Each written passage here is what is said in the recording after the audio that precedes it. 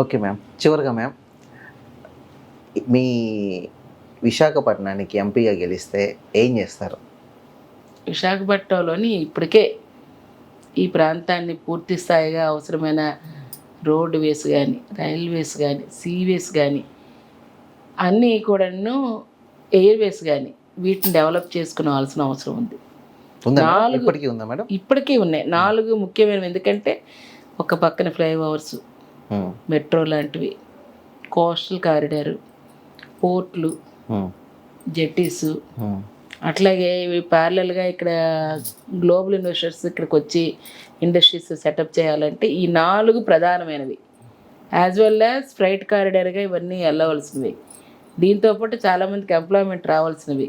ఈవేళ యూత్కి ఎక్కడికో వెళ్ళిపోకుండా ఇక్కడే ఈ ప్రాంతంలోనే ఉద్యోగ అవకాశాలు కల్పించడానికి ఇప్పటికే యూనివర్సిటీ ఉన్నవే డెవలప్మెంట్కి అప్గ్రేడ్తో పాటు కొత్తగా మెడికల్ కాలేజీలు ఈవేళ 11 మెడికల్ కాలేజీలు ఆల్రెడీ 7 అయినాయి. ఇంకొక 5 అవుతాయి. ఇంకొక 5 ఇంకొన్న 17 మెడికల్ కాలేజీలకి ఈవేళ మనకి ఏది కావాలో మెట్రో రైల్ లైన్ కూడా మనకి వేయాల్సిన అవసరం ఉంది.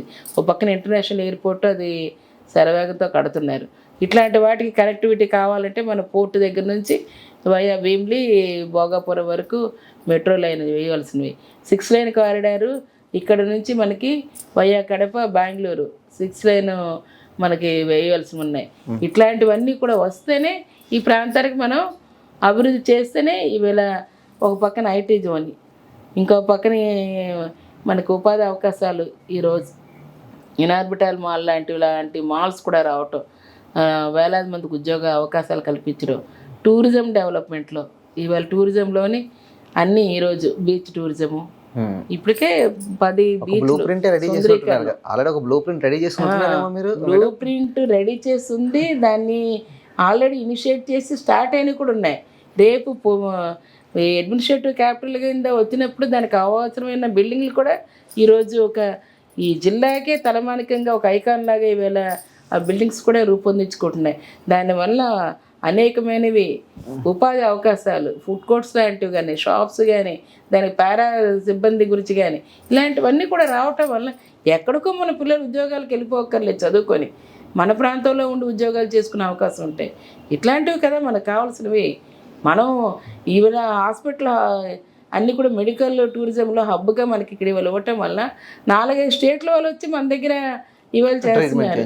దాని మీద ఇవాళ హోటల్ టూరిజంలోని ఎంతవరకు ఇవాళ ఇన్వెస్టర్స్ వచ్చి పెట్టిన వాటిలో మేడం మీ ఆలోచన మొత్తానికి మీ ఎక్స్పీరియన్స్ తోడైంది అనుకోవచ్చా మేడం? మీ అంతా పూర్తిగా ఖచ్చితంగా గతంలో నేను దీని మీద చేసివి. అందుకే విశాఖపట్నంకి ఏం కావాలో ఎలా తేవాలో 2 తెలుసు. ఎందుకంటే దాన్ని పూర్తిగా స్టడీ చేయాలి. కొత్తగా వెళ్ళిన ఎంపీ ఎవరు చేయలేరు. మళ్ళీ నేర్చుకునేసరికి టైం అయిపోద్ది. మేడం. ఓకే, అంటే ఇండైరెక్ట్గా నేనైతే చేసి చూపిస్తాను చెప్తున్నారు. ఆ ఎక్స్పీరియన్స్ తోడవుతుంది నాకు. గతంలో నాకు బొబ్బిలి నేను 2.5 బై ఎలక్షన్లో వచ్చాను. వెంటనే నెక్స్ట్ వచ్చిన దాంట్లో చాలా ఫాస్ట్గా దాన్ని ఎక్కడికి వెళ్ళాలి, ఏం చేయాలి, ప్రీవియస్ ఏమన్నారు, ఎక్కడ ఆగింది, ఎందుకు ఆగింది, ఎలా తెచ్చుకోవాలి, దాన్ని టైం టు టైము దాన్ని ఎలా పెట్టాలో, ఎలా చేయాలో దాన్ని సబ్జెక్ట్ అంతా తెలుసుకునే వాళ్ళకైతే ఈజీ అవుతుంది. అప్పుడు నుంచి ఇప్పటి వరకు కొత్తగా ఎవరు కదిపింది లేదు ఇక్కడ.